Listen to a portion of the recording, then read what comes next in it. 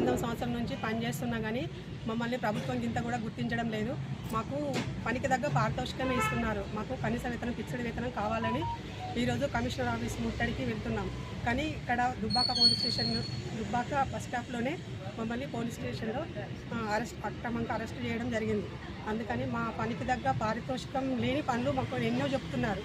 కనుక మాకు ఫిక్స్డ్ వేతనం కావాలని, మా కడుపు నిండుతలేదు. అందుకని మా కడుపు కోసమని మేము కొట్లాడదామని వెళ్తే మమ్మల్ని మధ్యలోనే అరెస్ట్ చేయడం దుర్న్యాయమైన పని. అందుకని మాకు ఫిక్స్డ్ 19 సంవత్సరాల నుంచి ఆశా వర్కర్గా చేస్తున్నాము.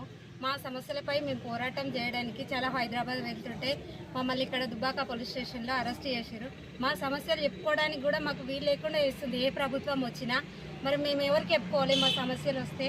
మరి ఎట్లా మా సమస్యలు ఎట్లా పరిష్కారం కావాలి అన్న విషయం పైన మేము ఈరోజు ధర్నా ఉంటే ఇక్కడ అరెస్ట్ చేసి ఇక్కడ దుబ్బాక పోలీస్ స్టేషన్లో ఉంచారు.